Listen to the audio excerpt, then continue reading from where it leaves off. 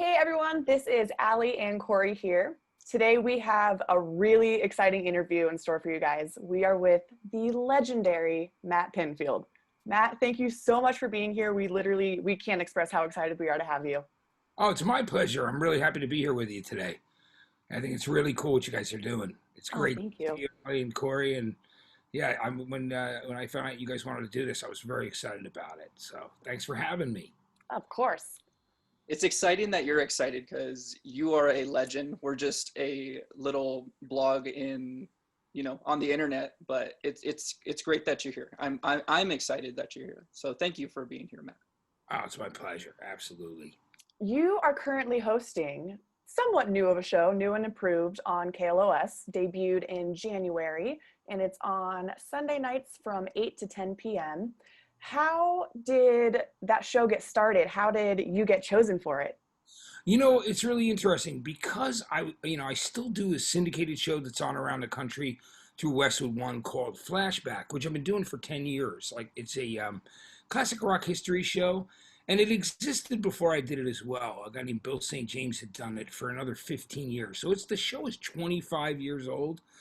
But 15 years ago, he had stopped hosting it. So when they were looking for a host, they came to me and said, "Would you be interested?" I had been doing a morning show in New York City on a station called RXP, which was a great station. It was started to kill in the ratings, but what we didn't realize is it was up for sale. Like it was like Oh, properties that MS Broadcasting was had up for sale for a while, and just as we were starting to really, I mean, we had gotten a foothold in a year. So for 3 years, we were on this station that was a hybrid of alternative and even some classic rock. So it was a little bit of everything. We were big local supporters.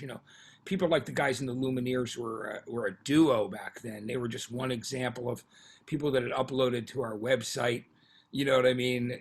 And we would support tons of local music, and the station was doing great. And within a year of being there, K Rock had gone off the air, where I'd also worked for many a year doing a Sunday night show called The Buzz for over a decade, in the Howard Stern years. And so, the station was going off the air. It was sold, and they reached out to me. A guy named Mike McVeigh, who's been in radio for many years, said, "Hey, Matt, I think I have something for you." So I started doing that show 10 years ago. And it's funny, I recorded it everywhere from you know, like CBS studios, ABC News studios, from the Cumulus offices where I'd be there recording in a conference room and I could hear the cleaning woman with a vacuum.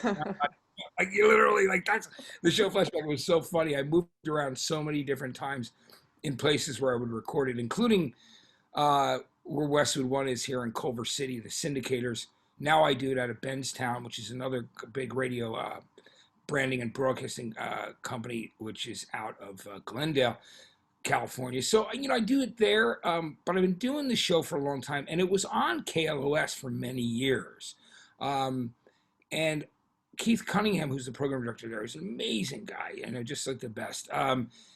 We had been talking even during the Flashback years when I first moved back here. I'd gone from New York. I was still doing Sirius XM stuff, but I'd gone from New York to San Francisco. I got a job doing a morning show on KFOG, which was, a heritage station there. It was kind of a AAA, which is album adult alternative with a bit of an alternative slant. I was doing that mornings there for 2 years, and they, of course, then some things changed, and I moved down to Southern California, which I loved because I always wanted to come back here.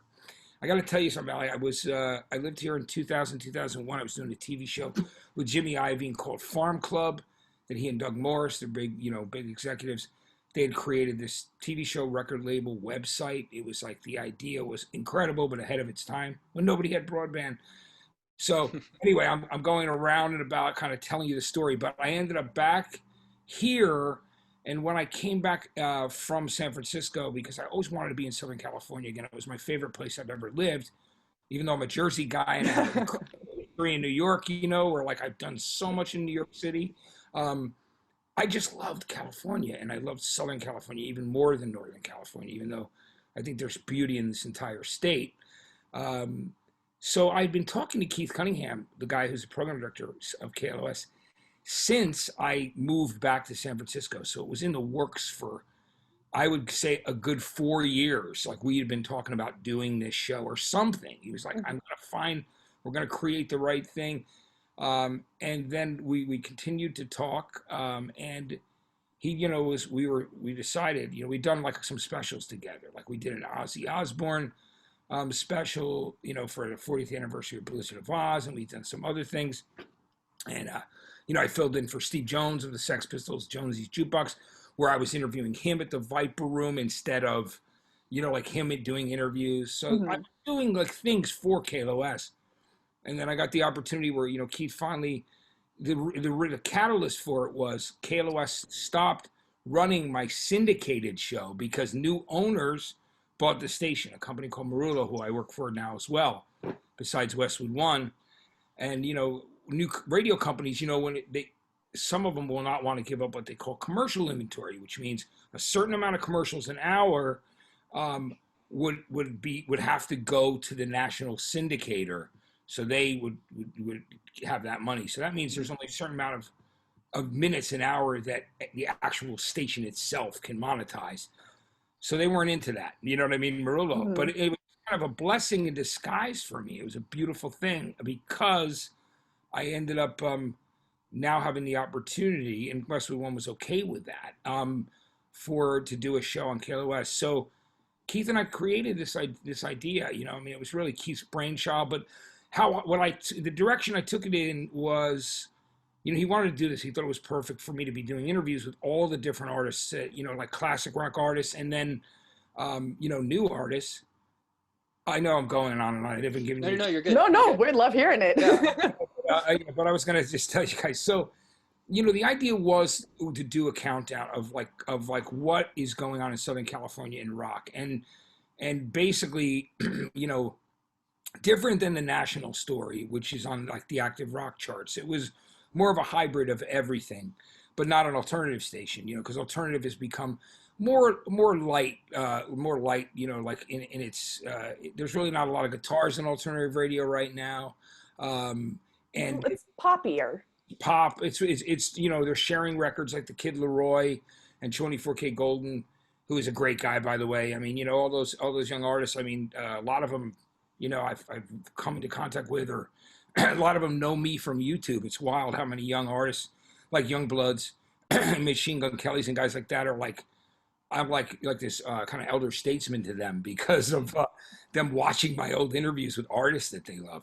But it was the opportunity to do the show and keep it in the KLOS sound. So it was, you would hear things like, obviously Royal Blood and the Pretty Reckless and Corey Taylor, along with new music from Cheap Trick or AC/DC. So like it rode that line. But what makes the show unique and why I love doing it so much is when it came time, we knew there was going to be a certain amount of what they call gold, old songs that we were going to play in there. And so I came up with the idea with Keith. I said, Keith, I think what we should do is every week when we play the old songs, let's make them album anniversaries and musicians' birthdays and give it context. And he and I came up with it together, and he agreed with that. He's like, that's a great idea. So when I'm not doing an interview and playing the artist's music or playing something in the countdown or a song to watch or a local spotlight that I have on there, it will be, a new out like the anniversary of a Van Halen album or an Alice in Chains album. And then I'll play a track and tell a very deep story or a funny, entertaining story, which is what makes the show unique. So I've been very, very lucky. I mean, we're going into week 17 this week.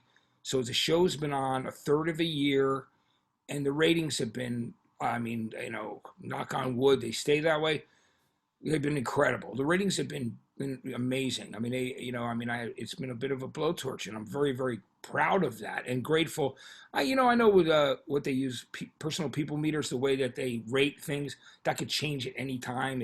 If the sample size, somebody else gets it who doesn't listen to rock, it could tumble quickly. Somebody goes to dinner, your ratings could go down 4 points. You know what I mean? Like they don't listen that day because they're watching the Oscars. You know what I mean? Like it's like that's a reality, But I'm very grateful because it's been extremely consistent for the last ever since like the beginning of the show. So, and I'm just hoping it, stays that way. Regardless, I'm just going to do the best job that I can do, and I'm enjoying doing it. The interviews, the press has been amazing picking up these stories, whether it's Ultimate Classic Rock or Loudwire or Blabbermouth or these websites, Consequence of Sound. They're all, picking up stories from my interviews that live on the website. So, and music news from the interviews. And that's all you can really hope for, and so that's the deal. So New and Approved for me has been such an incredible joy to do the show. I love, there's something about it, and I love doing Flashback. It's fantastic. I talk to program directors around the country who carry my show, and I do, certain specific things for them when they need me to do IDs or get on their morning show to promote different things. And I love doing that, and I'm very proud of 10 years of Flashback. But I also love, because of my love for radio runs really deep, I love being part of a staff as well, like being part of the KLOS crew and, doing radio locally, because it's just, I live in Los Angeles and I love the city so much, and it's got such a rich history of music. I mean, all the way back to the 60s, you know what I mean? So, Yeah. Which I love so much of, because my musical taste is so diverse, and I've been listening to music since I was a little boy. So it's just so nice to be able to be on the air there and talk about LA and play local LA artists and talk about LA history and music. And so I love doing the show. I get so much pleasure out of doing that show and doing Flashback. So I consider myself a very lucky man that I'm on the radio, and I've got those two shows that I feel are very important. And I just,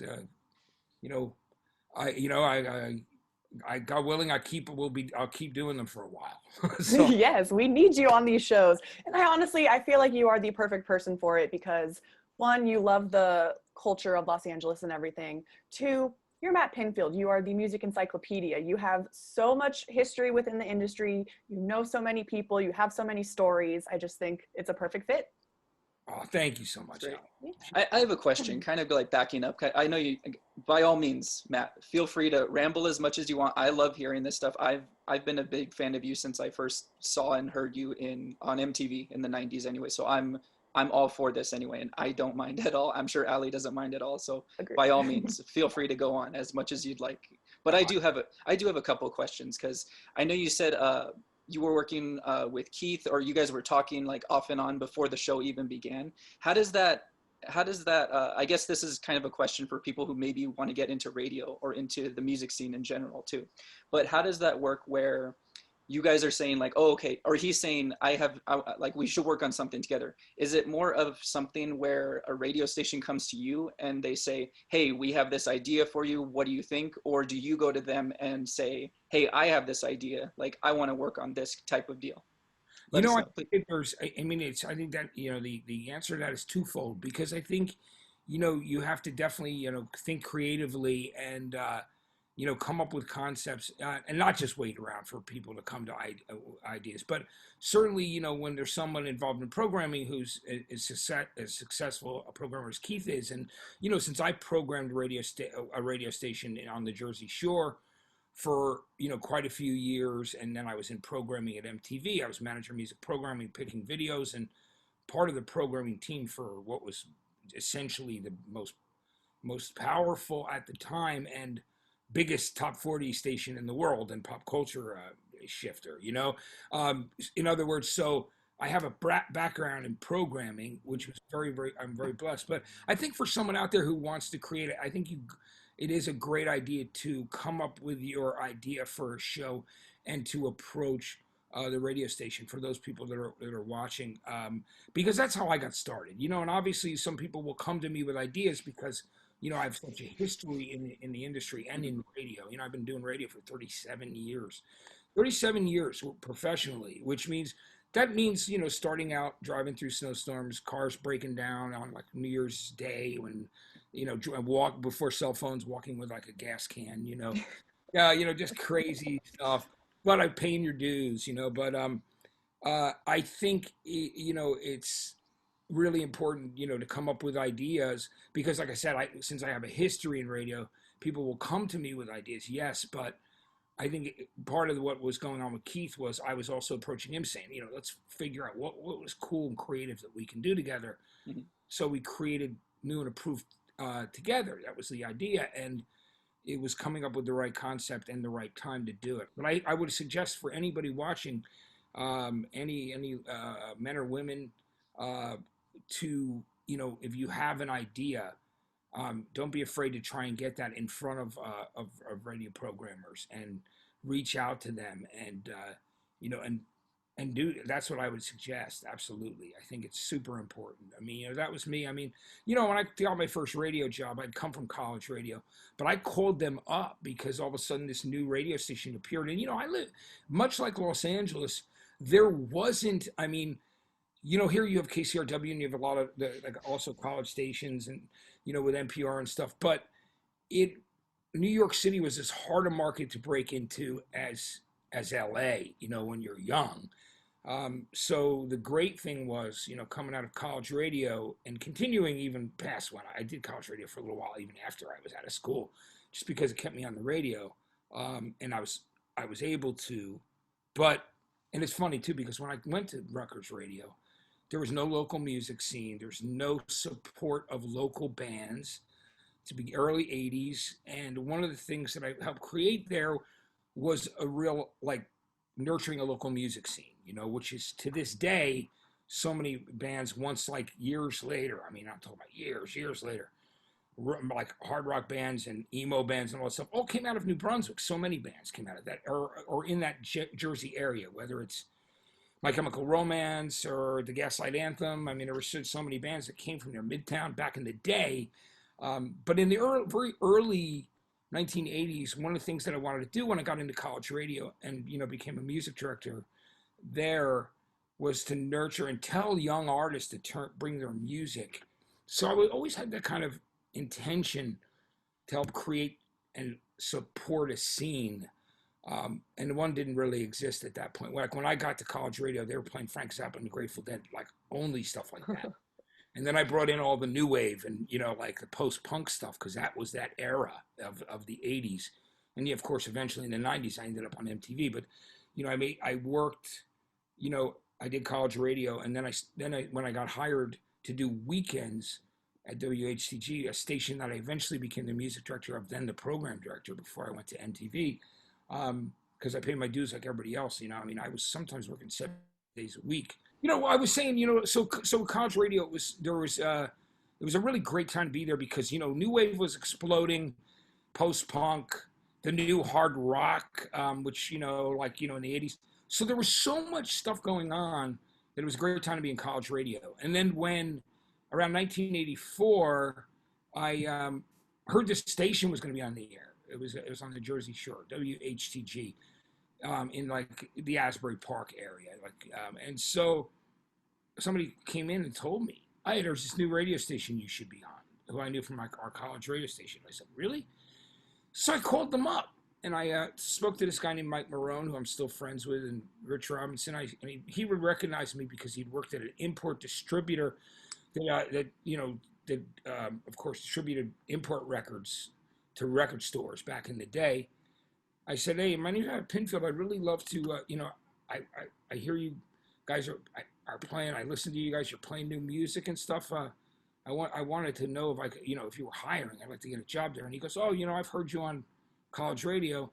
Just make us a demo though, anyways," which I did. And then I brought it in there, and I did weekends for quite a few years until I became music director. And then even when I became music director, because a new guy came in from Washington D.C. from the big station called WHFS, I almost didn't get that I almost didn't get the chance to be that music director job, which means I probably wouldn't be sitting here talking to you right now. What happened was the owner of the station, who's no longer with us, God rest her soul, her name was Faye Gade.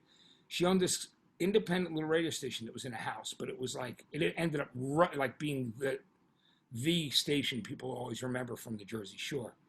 And again, it's really hard to break into a major market station, when you're young and people don't really want to budge from their gigs, obviously, you know what I mean? So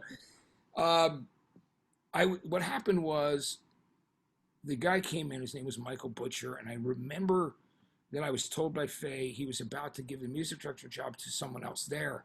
And the owner of the station said, wait a minute, I think there's one more person you should meet before you make that decision. And I met Michael, and he had decided at that moment, he realized my musical knowledge and, my understanding of and love of radio, and made me music director. And, and then that's when the industry, people like Ali, like your dad, that's when they all got to know me, because all of a sudden I was programming and picking music for the radio station. And very quickly, people got to know me in the industry as being the guy who looked for reasons to play your artists, not to play them. You know what I mean? Like, I loved music so much. I realized I kind of felt I knew what the promotion guys' gigs were. I knew what they had to do. And, again, I never had, I treated people with a lot of respect. And I think it was amazing because there are guys like Steve Leeds now who, it's a bit, he does, he's had one of the talent heads over at Sirius XM when it comes to talent, the people that come in as guests. And Steve was always a huge advocator of me back in the day, like some of the other industry record label people.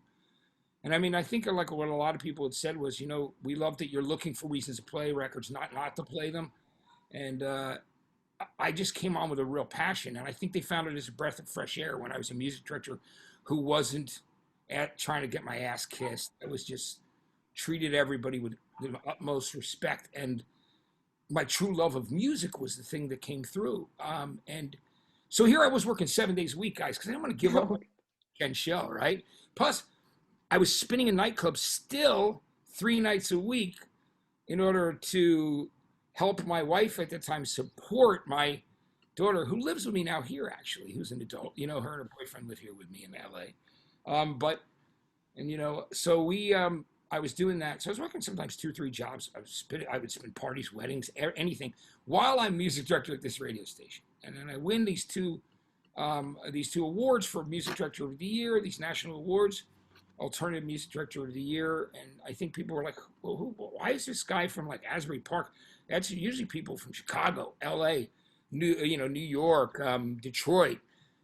So it was kind of a different thing when I was voted by my peers, by the labels and by radio peers as Music Director of the Year, which was an incredible surprise to me and very humbling. 2 years in a row, which was incredible in the early 90s and beginning of the 90s. And so it got to the point where eventually the station was doing really well, while I was managing it. And then, but there was, obviously I was really dirt poor. I mean, everybody worked their worst. I mean, you start in radio, you love it, but you do it because you love it. You're not doing it to make money. And because, you do it because of your passion for it. And that's what it started as and will always be. So working 3 jobs, doing everything you got to do to just try, make ends meet.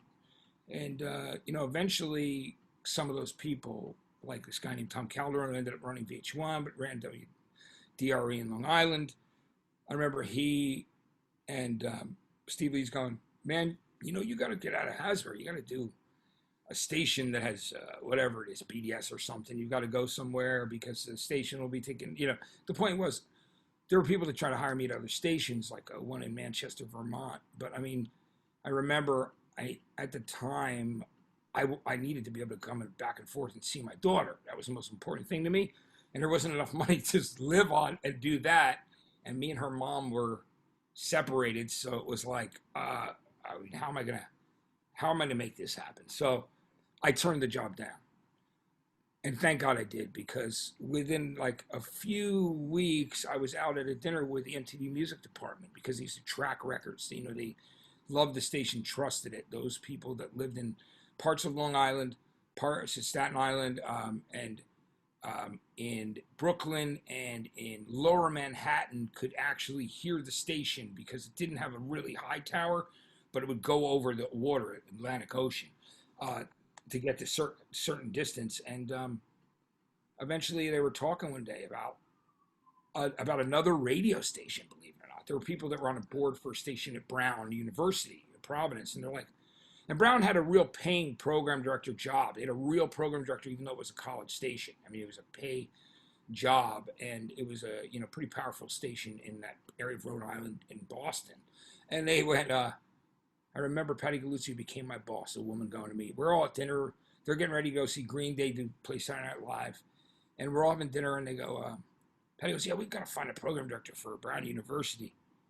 And I remember I go, "Well, I might be interested in that." She goes, "You leave HTG?" And I'm like, "I consider that." I'm like, because people were like, "Well, didn't you tell them that you're like making no money?" I'm like, you don't. Nobody wants to hear you complain. Yeah. Like the one thing that you got to realize is that if you complain about your situation, people are going to have in the back of their mind, "What are going to complain about this situation too?" So in other words, like if you're a big complainer and you're talking shit, then people are going to always think that, well, that they're going to in the back of their mind they're going to question, well, are they going to do that when they get here? So I always kept things, I just worked hard and just did what I had to do, and loved what I was doing. Even though I again had to work 3 jobs to make ends meet, and that was cool though because I had freedom in radio. It was a beautiful period of my life because the station was so influential. We helped break a lot of artists, even right out of New Jersey. We were like one of those stations that was essential in getting bands kick-started in alternative music, and the market was very proactive. People were coming out to see live shows all the time. It was Asbury Park, home of Bruce Springsteen. You know what I mean? And Bruce loved the alternative music. He used to listen to my show every day when I was on afternoons. So, which is a great story that comes up later when I leave HTG and Bruce endorses me, calls my bosses at MTV and tells them to look out for me. And I find out because I think they're joking. I go, "Yeah, bullshit. Bruce didn't call you guys." They're like, no, he really called. He called Tom Freston. He called the bosses and Jimmy McGrath and said, and they were imitating him going, that guy Matt Pinfield's not, he's not a corporate guy. He's a music guy. He's a good guy. You guys look out for him over there, which was beautiful when I found that out. And I waited 7 years to thank Bruce for that. When I finally was face to face with him again, I'd gone to see him play, and of course he said it was funny. So the crazy story is, I'll kind of back up a little bit. So, I eventually, that was the thing, and I thought. Then I got a call from Andy Schoen, who's the head of music and talent at MTV. And he's like, "Hey, we're thinking of hiring." Because at this point, I'd already filled in on 120 minutes. I'd been on there with Depeche Mode. Louis Largent ended up hosting it for a little while after that. They brought me up there, so I thought they were going to say, "Hey, man, you got the show." And they brought me up and said, "Well, we'll use you as a backup. You did a great job." And, my heart sunk that day. It was like, oh, my God. Because, generally they would never even bother to call you back. I mean, that's just how that works. You know what I mean? But I stayed in touch, man. I did the right thing. And this is what I would tell other people to do. There's a fine line between harassing people and just reminding them you're there, right? So my MO, which to stay in touch with Andy Schoen, who became my boss, who we both are lifelong friends now. I would leave him a message. This is before email, and this is before cell phones. I would call him so he would see me on his call sheet once a month until he never, that way I was never really out of his mind, but I wasn't annoying his secretary and wasn't, you know what I mean? Every day, "Hey, where is he?" And then eventually I get that call because they're staying in touch with me, the music department people anyway, just because of tracking records with me and our relationship that we forged. And it was a beautiful thing. So he calls me up and says they're going to hire some new people. There's some changes happening. My friend Rick Krim, who's still one of my best friends, left and went to EMI Music Publishing. A woman named Tracy Jordan went to Motown. And another worker there who was a lovely young lady who is no longer with us. And her name is Joni Abbott. She passed away, which was very sad. But she was leaving too. So it opened up 3 spots, and one was Michelle Dix, who came from David Letterman, booking that. One was Stephen Hill, who worked on the Tom Joyner Show for ABC, and then he ended up earning BET. So we all got hired the same day in the music department, and it was a big thing for me. But the funniest part of it was I thought, guys, that because Patty was saying she was responsible for getting because she was right under Andy. It was like Patty and then Andy they were the bosses. I was like, oh no. Andy called me about this, but what if Patty really needs somebody for BRU? Then I got to move to Providence and do that. So I was like, instead of living in New Jersey and driving into MTV every day. So the funniest thing in the world is I'm sitting there thinking, oh shit, I already said I would do that too. I wonder what's going to happen. And then finally I get a call from Andy and Patty. I go, oh, Patty, I kind of wondered if you were like, you know, I'm glad you called me for MTV because, you know, you want me to do this because I thought you were going to. She goes, whatever with BRU. She goes, I'm on the board. I don't care about that. I want you to work here. And it was great. So she goes, so eventually, but I didn't have the job yet. They were still interviewing me for it. I went up and met with them. And the story is pretty funny. It's our radio station was a real mom and pop station. It was in a house.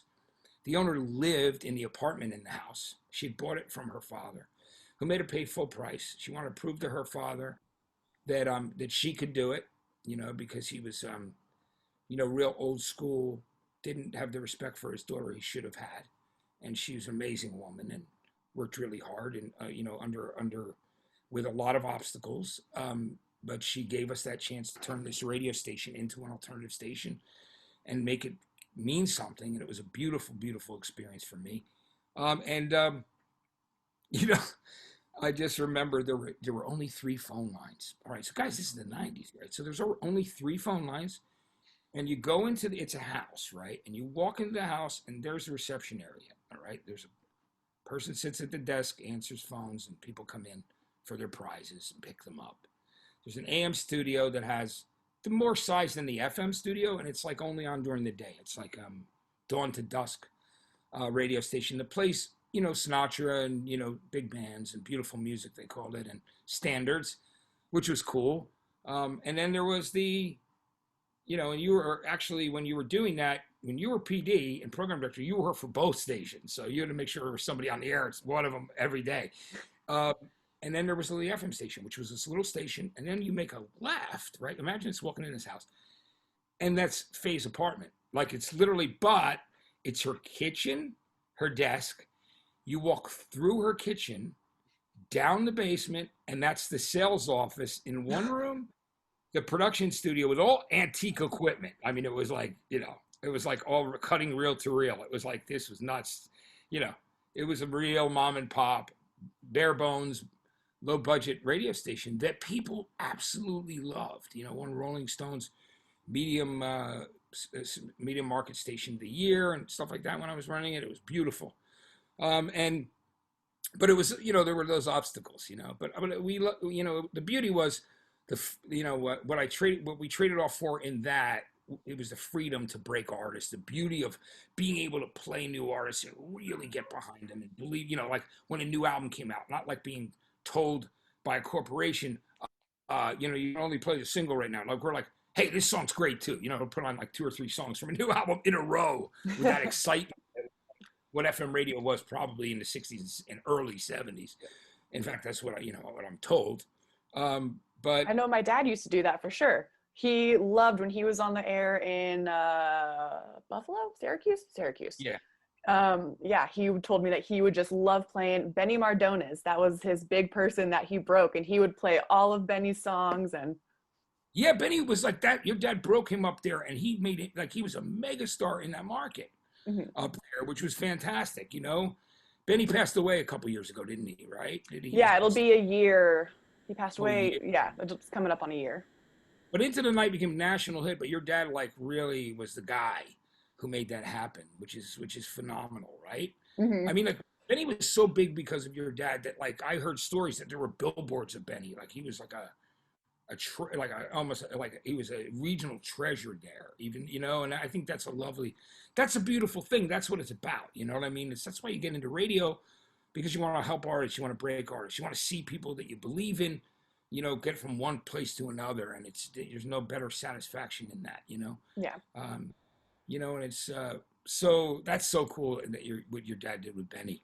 I love that, you know. I can't believe. Yeah, I knew it was not that long ago that we lost him, and that was a really sad day to hear that. Oh, you know? yes, it was. But I do have a question. Do you have a preference? You've worked in corporate situations and small mom pop places. Do you have a preference of what you like more? They're both so different, such different work environments. Well, it's really interesting because, I worked on so many different levels at different companies, and the beauty, I mean, the thing was, when I went from small market radio where, like I was really, I was in control of really, the music and everything else and the presentation of the radio station in the last few years that I was there before I left. And the station was in a beautiful position and was doing extremely well. And the reason why I left, I should just say too, was I know that they had bought this giant tower, HTG Incorporated, but we knew at some point we figured out that they were never going to move the antenna to that tower so it could blast into New York. And we realized that at some point someone in New York City is going to do alternative, and it's going to kick our, they're going to have a major signal, and it's going to be a rough one. The station still existed for a long time, even when there was a New York station. But, it's one of those situations where, I had to obviously figure out what I was going to do and make a move. And I was grateful enough. And I'm just going to finish by telling you this. So we're at the radio station. I'm waiting for a call from Andy Schoen. There's 3 phone lines. They're all busy because of the sales office and production. All right. And I'm waiting, and I know he's supposed to call. And I'm like, I can't tell people I'm waiting to hear a call about another job. So even though they would probably understand that, but I'm like, okay. And I'm like, oh shit. And I'm sitting there like going through my, what if he changes his mind? He can't get me on the phone. He's like, oh, well, fuck that guy. You know what I mean? And so he did not, obviously, so when he calls and he finally gets through 2 hours later, he goes, Matt, I've been trying to call you for 2 hours. I'm like, oh man, sorry, Andy, there's only 3 phone lines here at the station. He goes, I'll tell you what, come work for us. I'll make sure you have at least 3 phone lines. And that was the day that he hired me. That's what he said. That was the exact words. And that changed my life forever. So getting back to what you were talking about with the different areas, to be at MTV, even though it was a huge corporation, it's certainly the most influential in that period of the 90s. I mean, it was still like, it was pop culture. It wasn't doing what it does now where it chases pop culture and we'll have a VMAs, but it's like, people are watching it on YouTube. They're not really showing videos. It's kind of like, but back then, I mean, when we would we had this thing called a buzz clip, and it was the buzz bin. If we put your video there and it got that amount of spins, it almost always meant a gold record, like probably 8 times out of 10, and maybe a platinum, but it would kickstart careers. So it was a pretty amazing time. So that was a corporation, but it was run like it was just, I mean, I can't even begin to tell you how much fun it was, because even though it was corporate, it was still rock and roll. I mean, it was still music. It was like one of the greatest places in the world to work, certainly. And, I should also tell you, that I never expected to be on TV after the first time I did it with Depeche Mode. When I got hired, I did not want them to think that I had a hidden agenda to be on TV, that it was all about my ego. So I was very humble, and I did never bring it up ever again. In fact, the day I did my last radio show on HDG, I stayed on the air for 8 hours because I thought I wouldn't never do radio again. And I went back to my house and I sat there on the kitchen table, bittersweet, sad, happy that I was going to MTV, but sad I was not going to be on the radio anymore because, I had to let that go. So it was like there was this, there was a knot in my stomach that I wasn't going to be able to do the radio show anymore. But I knew that I needed to make changes. I knew I needed to take a shot doing some other things. So the crazy thing is that it ended up, even when I was there in the music department, while I wasn't doing anything else, your dad was still hiring me to do album specials, which was really cool. So that was one of the ways I was staying connected to radio. And then, eventually they were like, hey, you were pretty good that time. You know what? Oasis are coming in. They don't want to host, because at this point, Lewis had kind of bowed out. He got really frustrated with some of the artists not being good having that charisma on camera type thing, or like just making his life more difficult. And Lewis was like, you know what? I don't want to do this. Matt should be doing the show. So at this point, I'm there, and eventually Oasis are coming in, and they don't want to host. They want someone to interview them. So the talent people come up to me and go, Matt, you were pretty good you were good that one time. We're going to give you 3 weeks and see how it goes. By the end of the first episode with Oasis, they go, this is your show. And they go, you kill, like they were just, it was great. So that changed everything. And then, you know, a K-Rock was changing from a classic rock station to an alternative station at Howard Stern's request. And they reached out to me, Steve Kingston, Kevin Weatherly, and they were like, we want you to be on K-Rock. So all of a sudden I'm on television. And I got to tell you guys, it's really funny when you're coming down, you're walking in Times Square. And, you know, I think people know me from the nightclubs that I'm spinning at, because I was like, you know, big fish, small pond, you know, in Jersey. But obviously I loved it, and I have such great roots there. But I'm walking down the street, and you'll appreciate this too, Corey. It's funny. Both of you guys will laugh about this. I'm like, people are stopping, and they go, stop me. Go, Matt, how you doing, man? I'm good. I'm like, I'm good. It's great. They go, it's great to meet you, man. I'm like, it's good meeting you too. So how's everything back at the club? And they're like, what club? I go, we're from Ohio. I'm like, oh, okay. Well, thanks for saying hello. And all of a sudden I realized that, yeah, you're on national TV, man. You know, it's not like, you know. People know who you are. which was pretty amazing. So I had a great run there. That really, I mean, a lot changed. You know, what was beautiful about working at MTV was they let me be myself. That was the thing. And they've always said that, even like if they were being interviewed in the New York Post, they're like, we let Matt be Matt, which was unbelievable.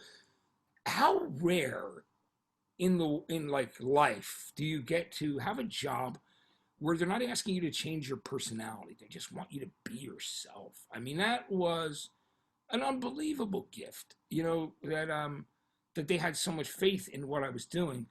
And one of the reasons was, I guess, you know, what happened was they do research, you know, like just like radio does research and television does research. So they got this Q rating thing, and they were like going through all the hosts and VJs, and I came back with the highest rating, and least burn in a Q rating, and which was wow, and it was across all ethnic groups, which was beautiful. All right, across all races and ethnicity. So I was really blown away by that. So they're like, well, then we got to put Matt on more. So they were just trying to figure out things.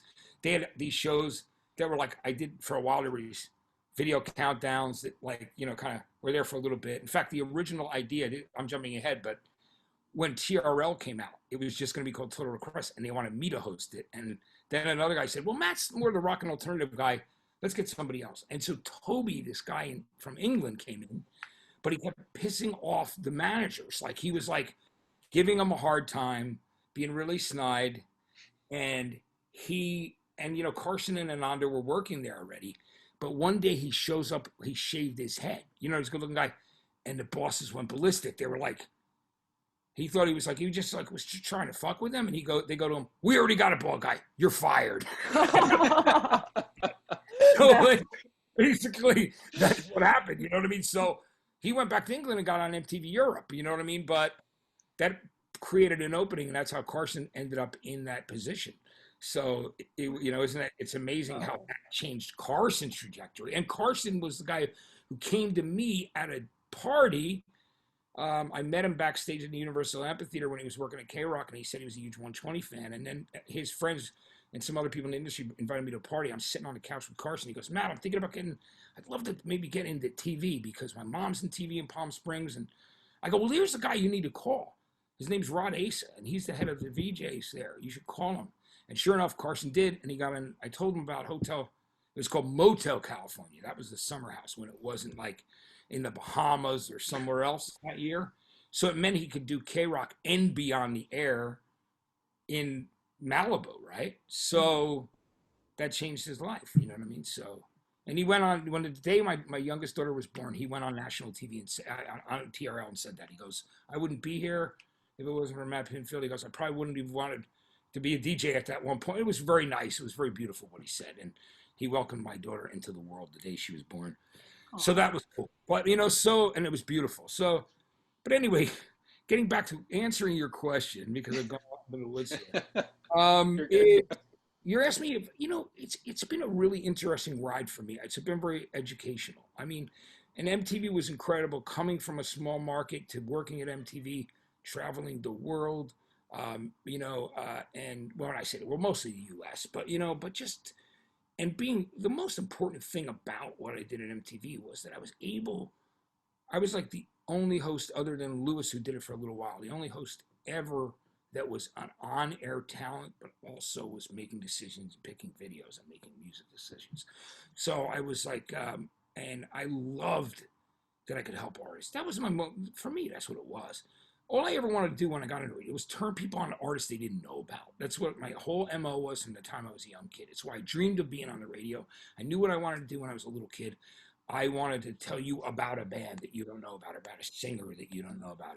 And that was my whole MO always, more than anything, which I think, people saw through that, and they saw the authenticity and that I was genuine. I really loved it and cared.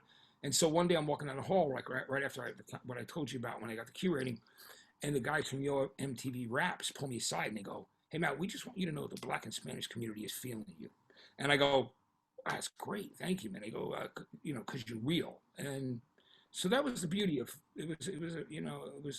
It was like all shocking to me because, I was just being myself and loved it, but it was wonderful at the same time, and that was all great. So eventually moved to California the first time and did Farm Club. So I was working out of the NBC Universal building here now. Comcast is also, their name's on it. Had an office there. We were shooting at Universal Studios, this incredible show. My first guests were Dr. Dre and Eminem the first week. Everybody in the world played on that show, from U2 to you named it, Beyonce with Destiny's Child. Everybody. That show was all like A-listers and new artists coming up and unsigned bands. It was a beautiful show.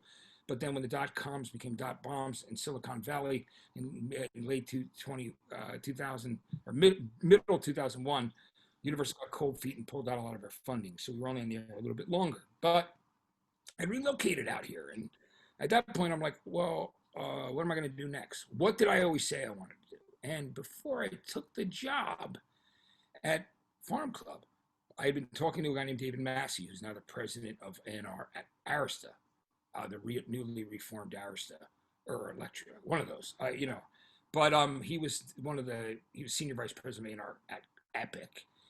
And while I was programming that radio station in the Jersey Shore, he was really fascinated by the fact that I would talk to him about records by like Desiree, like soul pop records, and I tell his promo guy, well, this is going to be hit, or this is a great song, and whatever. And he would go, he was fascinated by that. He thought, wow, this guy's just not some alternative guy. He's like, talking about other things. So he'd always stayed in touch with me and wanted to hire me to do A&R. But at the time, I was focusing on, rock, obviously, an alternative. And, Epic was looking for somebody that was wanted to work with a boy band kind of thing at that period of time.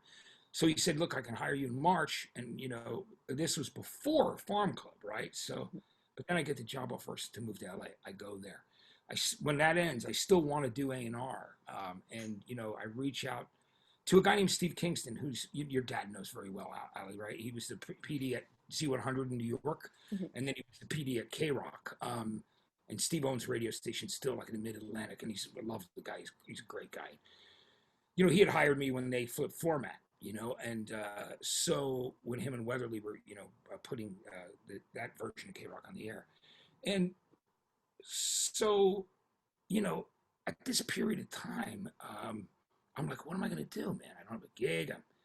I can carry myself a little longer, but I've always wanted to do A&R. And then, so I'm working, while I was in Los Angeles, I was still on the radio in New York. I would use Weatherly Studios. I would use K-Rock Studios and send a show back for Sunday nights in New York and pretend I was there. Even though everybody knew I was really in LA. Mm-hmm. I was like, they were like, wow, that's really amazing. Matt was on the air last night and now he's on Farm Club Monday night. Yeah, you know what I mean? So it was like, but really I was doing the whole show from there. I go, this week in K-Rock in New York at Irving Plaza at Madison Square Garden. It's really funny, but I was, they wanted to keep me on the air. Kingston said to me, he goes, well, what do you think? And I'm like, well, man, I still want to do A&R. And he goes, you know what? I'm going to talk to Donnie Einer and Tommy Mottola over at Columbia. He goes, because those guys like you a lot, and let them know you're looking. And sure enough, Tommy Mottola, Donnie Einer, Will Botwin, all those guys brought me in for an interview. And I ended up moving back to New York City and and doing A&R, artist and repertoire and artist development for Columbia Records for rock and alternative music. And I had a run there. It was close to 7 years, and it was great. I went from senior director and got promoted to vice president. I had some hit records, and I really enjoyed the experience. But that was also, speaking of a corporate thing, that I learned so much. So there were good, and there's like good and bad things, that go along with that. It's one of the biggest labels in the world. So when you have to navigate your artist through that whole system, you learn, it's trial and error, and a lot of things have to do with timing and luck, and where the music industry is. So that was very interesting for me to do that. And and then shortly after that, I ended up doing the morning show in New York. I was still doing Sirius. I was doing the VH1 Top 20 Countdown for a little while. I was doing a show for Mark Cuban called Sound Off of Matt Pinfield on HDNet for 4 seasons. So I was always keeping my hands in a lot of different things. And you asked me how I felt about the corporate world. I'll tell you, it was extremely fun to work at MTV. And even though it was corporate at Columbia, there was still, again, because you're working with music, there were still a lot of beautiful things. There was a lot of things that you had to navigate, but I still loved the experience, Mm-hmm. So it's just interesting, it's like Marullo, which is the company that owns KLOS, only had, it has Power 106 and K-Day and like 5 stations. Mm-hmm. So as opposed to like Entercom or iHeart or Cumulus, who are one of those bigger companies who have hundreds of stations. You know what I'm trying to say? So that's, there's a lot of different things. Radio's changed quite a bit, you know what I mean? And a lot of stuff is being programmed regionally or nationally. And for me, I love doing a syndicated show, but for me, that's a rough thing. I think that things need to be at least regional and more, I think, and ideally, they should be programmed locally, which is why KLOS is doing so well. And why I love doing the show is because it is about Los Angeles and Southern California. And they are proud of it, and that's what we drive home there. You know what I mean? And that's the most important thing. So I think that's what lacks when you program something nationally. At the same time, what I do as a syndicated national show, which is actually also on the American Forces Network, so wherever we have soldiers, that's different because it's like, it's a history show. But I think when it comes to having a whole radio station, Sirius does really great because they have a lot of choices. But I still think terrestrial radio is huge. I mean, it's all like, it's not going to go away. I mean, it just keeps morphing. But I think they need to figure out like what they're going to do because they've got a lot of competition, and I don't think that programming regionally or nationally is the win. You know what I mean? I think you really to do good programming, you have to have some semblance of localization. You've got, you know what I mean? It's so important. I agree with that. Yeah. There you go. Yeah, sorry.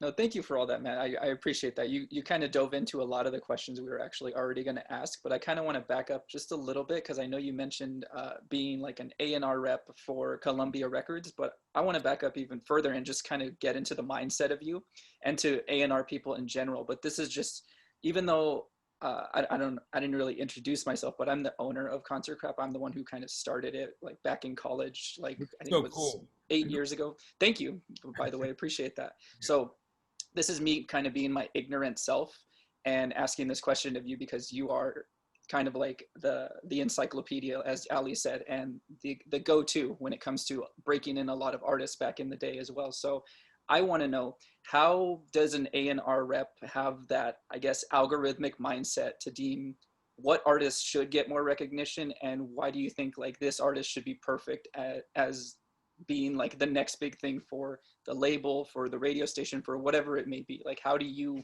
have that it factor in your mind? Like, how does a band like tap into that? Well, I mean, I think it's a multi-layered answer in the sense that, everybody does A&R in a different way. I mean, and that goes for not only the people that are A&R representatives, but I mean, labels. I mean, things have changed so drastically, and there are some really great A&R people out there still, some brilliant minds that I really like, like Pete Ganberg and people, that I know, and Rob Stevenson and guys that were contemporaries of mine as well that are stayed in that field and are doing unbelievably well. But it's a different world now. And a lot of people have, I think it's always great for a label to bring in young blood and have young people. That was a great thing for me. I mean, Allison Hagendorf was the global head of rock for Spotify, who's like one of my best friends. I hired her. She was my assistant. She was my assistant at Columbia Records. And she's killing it. And she was a huge fan of mine, and she wanted to do TV like me. She wanted to be, like she said, I want to be the female version of you. So she got on Fuse, and she worked and did A&R. I told them to hire her full time. They wouldn't. I mean, like as an A&R person, they wouldn't listen to me. She eventually went to Epic, and then Spotify, and she's crushing it. She's just one of the most influential women, and one of my best friends on this planet. I love her to death. It's always been different for every label because depending on who the president is of the label, or the person who's the head of A&R, I was very blessed that when Will Botwin was general manager, Donnie Iyer was president, then chairman of all of Sony Music for a while, and over both Epic and Columbia. But Will was such a great guy. And Will was an artist manager from the get. Years ago, he had managed so many artists. Now he still manages Bastille and some other people. But Will was just a lovely guy to work for. They trusted my taste and my instincts, and they let me sign a lot of artists. Which a lot of people sometimes they work at a label, they don't sign one artist in 2 years. And it's kind of crazy. You don't know how people keep their jobs, but at the same time, everybody does things a bit differently, and every label has a different way of handling it. And it really depends. I had a great mentor at that. Also there were two amazing guys. One who was just a guy I would talk to because his stories were so unbelievably interesting, and I loved and respected him for having no ego, but having worked on some of the greatest records of all time. With Clive Davis, which was Don DeVito, who passed away. He was a lovely man who was great to me and made me feel really at home when I came to Columbia Records. And he's one of the longest running A&R guys ever, and one of the best. So he was unbelievable. Then there's another man who's still there at Sony since Don passed away, who had the oldest phone number. Now this guy named John Delp is the longest running Sony employee in A&R. And he's the A&R administration guy, but he also was Celine Dion's A&R person on all her records. And this guy, John Delp, was an incredible mentor to me. He was somebody that I love the guy to this day because, he was always, he had so much wisdom, and he'd been doing it so many years. And he was a musician before that, played on Sugar Hill Gang records and, stuff like that. He was as a bass player. But I mean, it's really interesting because, I talked to, there's some great A&R out there right now, but there's also a really tendency that's a little weird right now where people are kind of chasing the social media thing, like with the TikTok thing, like, oh, this artist has this many likes on Instagram, this many on Facebook, and it's more like the TikTok generation, right? So a lot of artists are breaking out of that area right now. But one of the things that one A&R guy told me that I was astounded by, and this was at the Grammy party one year. He goes, Matt, hey, it was a very different time when you were doing A&R, of course, and people like yourself who really knew the music and cared about an artist, and you were going to fight for an artist. He goes, I was in a meeting the other day, and somebody came in there and went, oh, they have this many likes on TikTok, this many things, and this many Instagram followers, but and it's a pretty good song. And if I walked into a meeting and said, it's a pretty good song, they would look at me and go, what are you? And then this same person proceeded to tell me another A&R person came in. And I'm not going to mention what label it is, but because the other A&R person came in, it was also like, oh, went through the same song and dance and Dog and Pony Show.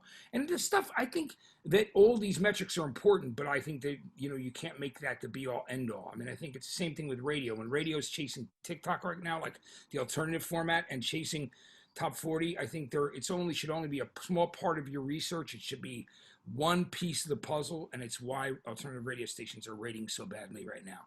Most of them are not rating well at all, and that's because they're making major mistakes by just chasing top 40 records.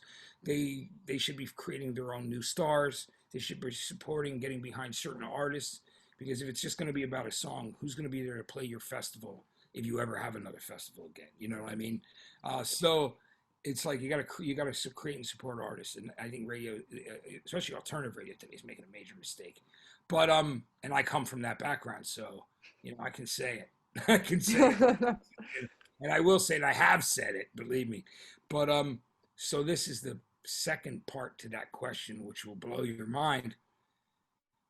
So this other person I know in A&R was telling me, and he goes, if you think that was, he goes, and let me tell you about the second person who came into this A&R meeting. And he goes, like I said, I was starting to tell you, went through the same dog and pony show, TikTok, Instagram, Twitter, all the other stuff, right?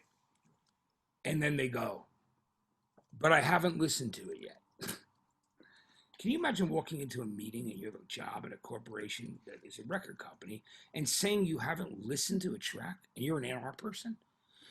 I would have had a foot so far up my ass from Donnie Einer, and the door closed behind me at Sony. If I ever walked in and even said the song was pretty good, I would have to believe in what I was talking about and say, this is why I feel this, because that's what it's supposed to be. You're supposed to really be passionate about it, or at least say, I believe this thing is a stone cold hit. This song is, I just believe it's going to be huge. It could be on many different levels, but you've got to fully believe in it for some reason or another. So when a young person goes in there, or whatever age they are, and says, I haven't listened to it yet, I was absolutely dumbfounded that when this A&R person told me, I was like, and they didn't get their foot out the door? They didn't get their ass kicked? Because, that's not doing your job, man. You should be listening to everything, and you should at least know what you're presenting. You know what I mean? And so that's a pretty crazy story about what, and I mean, that's the worst of it.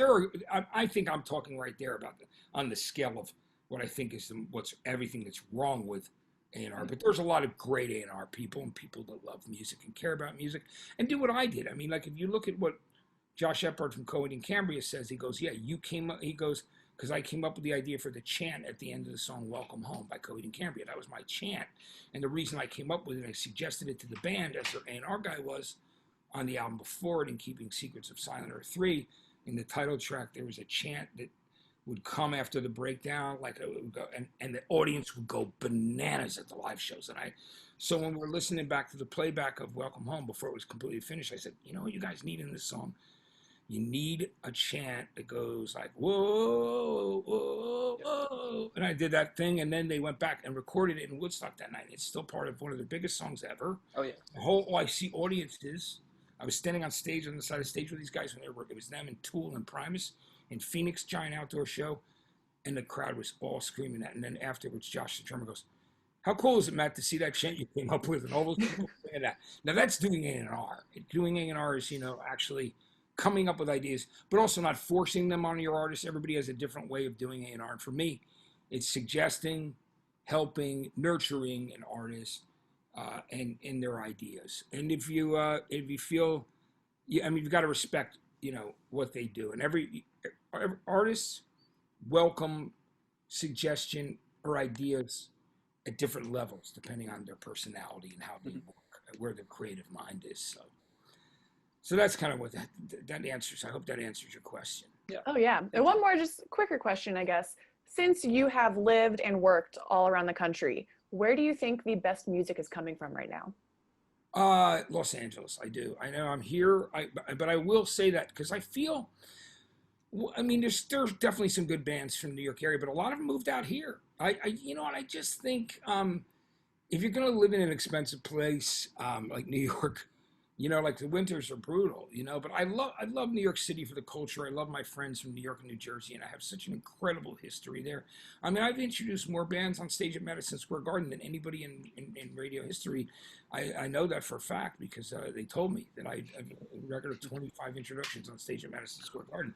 When I first went there, I was a little kid in the next to last row. So the beauty of that is just incredible. I love my history in New York, and I'm grateful. And in New Jersey, I'm very proud of where I'm from. But I love living in Los Angeles. It's just, I feel just like this. I really feel at home. I think I'm the happiest I've ever been right now. Where I am, probably being sober a year probably really helps with that. I think that's really being of really sound mind, and even being even killed is a beautiful thing. And living in recovery is great for me. But I love the weather. And secondly, before the pandemic, I was doing interviews and explaining to people that there is a whole new bubbling under incredible scene of not only indie rock, but alternative rock and even hard rock and metal bands and everything right here in Los Angeles. I think it's the best place and scene for new music right now. And what I also noticed, before it was incredible, but like before the pandemic, was how much bands were supporting each other. You'd have like Lovely Band and Dreamers here and Rad Horror and, like all these different LA bands. They'd be out at each other's shows, hanging out. Grandson, you know what I mean? Like everybody hanging out. Youngblood's in town, he's there. Like LA was, and it still is. I mean, I think it's just got one of the healthiest scenes. Bad Flower, I'm just naming all these bands, right? I'm a diehard Bad Flower, Dead Poet Society fan. I joined that whole cult from that show. So I love the Poet Society so much. So this LA has the most healthy music scene in the country right now, and I would argue in the world right now. I think there's nowhere better. And London can't touch it. Manchester, where they've had great bands before, but Los Angeles is the most, I think, creative area. Not just because I live here, but because I've witnessed it, and because I'm looking at the quality and caliber of music that's coming out of here. And I think I guess New York would be second to that, only because, well, maybe Nashville. But I mean, I think in Nashville, a lot of people have moved there because it's definitely more affordable. There's some great bands that live in Nashville right now, believe it or not, that I really love. Like there's a all-female trio called the Dead Deads, and there's a lot of people that have relocated to Nashville that are great. But LA to me is just it has it all beat right now. And like I said, you mentioned Dead Poets, I love them. Bad Flower, like all these, and like everybody like supports each other. Even the guys from White Reaper moved here, like like all these who are originally from Kentucky. So the scene is just really cool and healthy. It's kind of what Brooklyn and New York City, the Lower East Side, used to be, but isn't anymore. Because they made it impossible for artists to afford to live there. You know what I mean? yes. That kills creativity and art, pricing people out, so. But anyway, guys, this has been a great experience for me. Is there anything else you guys want to ask me? Yeah, I just want to end it on a high note, and I know you briefly talked about it before we started recording, but I want to talk about your road to recovery, and by all means, you don't have to stretch it on as much as you need to, but talk about your road to recovery and talk about the good people in your life, because I was reading in a Variety interview you did last year. You mentioned Jay Baumgartner, Allison Hagendorf, who you mentioned earlier, and then Chris Trevino, all rallied behind you to get you into a rehab facility in the Bay Area. And as of recording today, you're officially 1 year sober. So can you talk about all of that as much as you'd like, please? Oh, yeah. I mean, it's an incredible day for me. I'm so happy. I was on a recovery meeting last night, and so many people showed up, musicians, people who work in music, people that have been alongside me in some of my roughest moments. I explained to people that I started out, when the drinking age was 18 years old, and then it kind of went with me all the way to 21. I started working in bars at a very young age, and I loved it because I wanted to, I DJ'd in clubs because A, you could, you got paid, B, you drank for free, C, you controlled the music, most importantly, if you're a music freak like I am, and you meet women, you meet girls, you know what I mean, when you're a kid, you know what I mean, when you're in your 20s and late teens and 30s and whatever. So it was beautiful. But again, like the lifestyle, eventually catches up with you, and, we went hard at it. And, I hung out with a lot of people in the 80s, like a lot of alternative artists, and definitely all like the Seattle guys in the 90s were all my contemporaries. I went wild with all of those dudes, and then the guys in like bands like Korn and all, like all the different eras. But I was partying right along with those guys hard, you know what I mean, for many a year. And it just becomes, it's not sustainable. It's not sustainable at all. You cannot continue to live that way. Eventually your body and your chemistry is going to, it's going to backfire and betray you. You can't with alcohol. So for me, it was a rough situation. You know, I was doing well. I was in great spirits. I had just gone down and hosted 7 nights of Big Stream of Rock in Rio and ziplined across a crowd of 150,000 people in Rio de Janeiro. I'd worked at the Kaboo Festival in San Diego. I was doing that live stream, hosting that whole thing, and going up in hot air balloons and doing shit. I mean, I was just really in a happy place. And then the pandemic hit. And at that period of time, I was so disillusioned, angry, like everyone else, not knowing what to expect, resentful.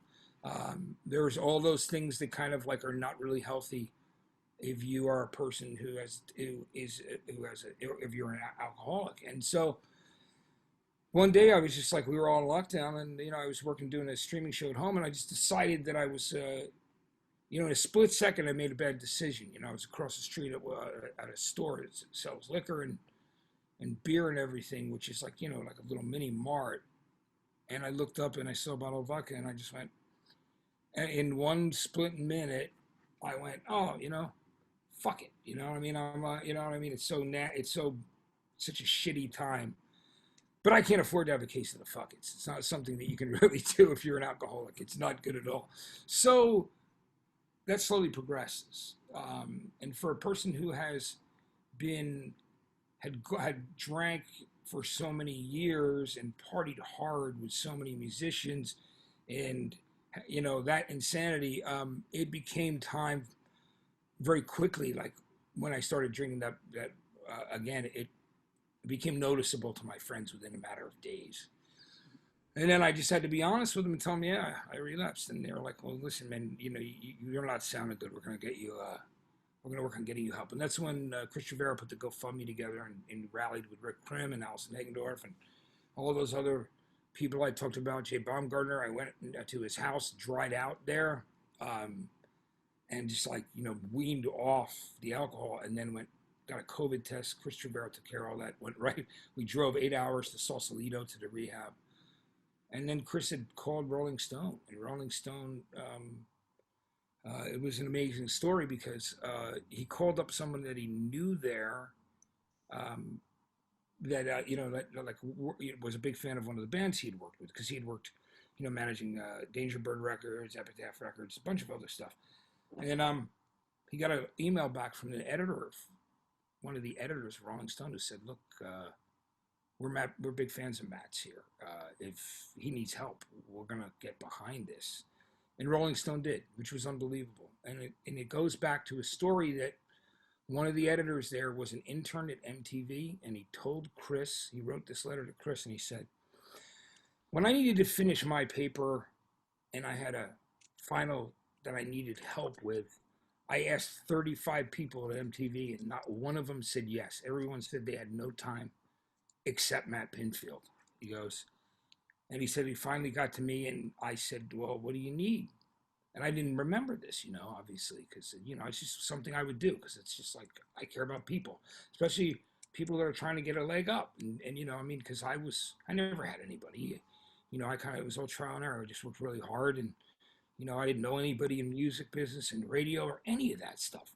So when a young person asks me for some help, I'm going to be there, and do what I can, with what time I have. So I spent an hour and a half with this person, and this great guy, and years later, here he is. He's one of the editors of Rolling Stone, and he tells Chris that story. He writes back to him. He wasn't even the one that Chris reached out to. It was another woman there, but he heard that I was having troubles and reached back out to Chris and said, Rolling Stone is 100% behind this.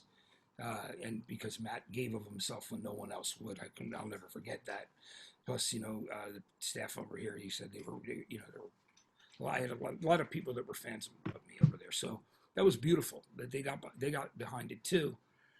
And so many musicians, so many fans, so many people came to my aid. And they were able to raise that money to pay for my treatment. And I'm accountable to every one of those people.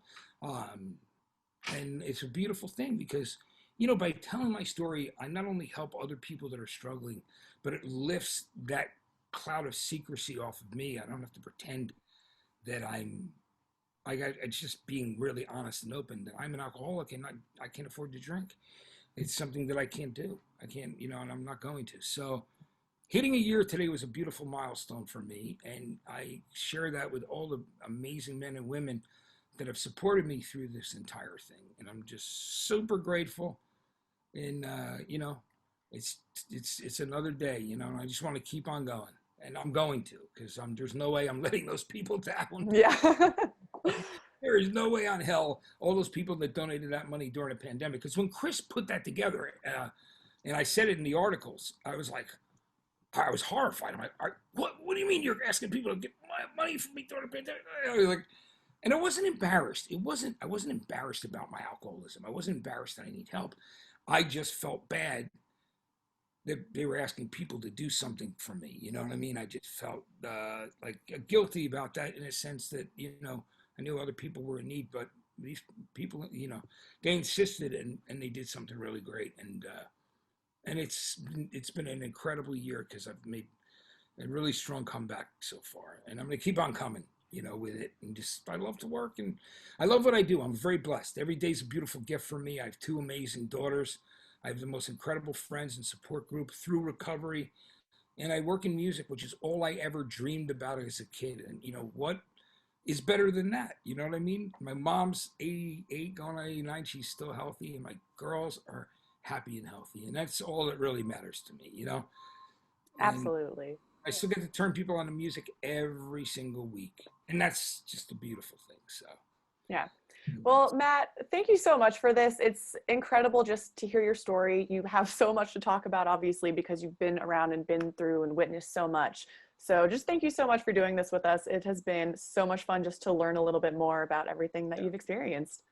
yeah, And really quick, Matt, I know, just quickly, because I know you have to go right now. Quickly, if you want to, you can plug your new podcast, Missed Riffs, if you'd like to. Right Oh, now. I'd love to. Yeah. So Missed Riffs is a new podcast I do with the guys from Audio Up. Now, they've done some really cool podcasts lately. Like they did the Halloween in Hell with Tommy Lee, Machine Gun Kelly, and 24K Golden. They've done a recent one also with like Tyler Posey and a bunch of guys. Right. Another one they're doing now is with Swaco. Who else is it? I mean, there's so many. I mean, they've got like these incredible podcasts and all the stuff that we're doing. But we're working on it. We've been doing this thing. If you can imagine, it's really a comedy podcast with real songs that these guys write and perform, this crew of people. But the stories are all fake. They're all, it's like behind the musics. They're very short. They're short pieces, like 5 to 6, 7 minutes, where we make fun of every genre imaginable, even the ones, because we love so many genres of music, but we're poking fun at everything. It's all fake artists. So for those people, it's like a Spinal Tap meets, you know, the Lonely Island, and you know, like or you know, the Rollos. There's so many different things you can compare it to. But just imagine any fictitious band that it's comedic. That's the whole purpose of it, and it's a lot of fun. It's just you know, it's poking fun at music, the music industry, artists, and some of the silly things that people go through, and it's a blast. And they're short, they're sweet. And the songs are out of control. They're really funny, and you know, and no one is spared. No genre is safe. You know what I mean? So it launches soon, like any day now, and it's called Miss Riffs, and it's through my folks at Audio Up, who are just doing so incredibly well right now. In fact, the guy who runs Audio Up is co-wrote that new hit with Machine Gun Kelly has out right now, and the guy who writes the songs for. One of the guys who writes the songs is involved in the writing of all my songs for Miss Riffs, is the co-writer of that new Machine Gun Kelly hit. So that's like what I'm talking about. You know, like That's awesome. pretty badass. Yeah, it's really great. So, and they're all like really short. So I hope you like them. And thanks for having me on. And also for people that know, I do have a book called All These Things That I've Done, which is named after the Killer song that they wrote about me, and it's published by Simon and Schuster and Scribner.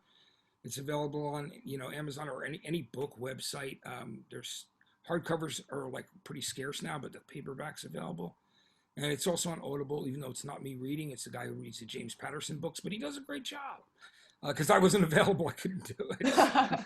You know, I was working like doing 4 radio shows at once at that time. I mean, something had to give, but it was very surreal to hear another guy reading your life story. So it was pretty cool, actually. But anyway, so guys, thank you so much for taking the time. Of course, and thank you for joining us. Appreciate it. Yeah, it was great, guys. All right, guys. Oh, absolutely. We appreciate it, Matt. It was an honor talking to you. I thank you so much for your support and for just being here talking with us for the last hour and a half. So thank you again for it. Appreciate it. Absolutely. Allie, Corey, guys, it's my pleasure. Thanks so much for having me on. Okay. Of course. Thank you again, Matt. All right. Take care, guys. We'll see you soon. Thank you. Take care. See ya. All right, folks. So that was our interview with Matt Pinfield. Be sure to check him out on social medias. You can find him on Instagram at Matthew Pinfield, Twitter.com at Matt Pinfield, or Facebook.com Matt.Pinfield. Thanks for listening, guys. It's been an awesome show.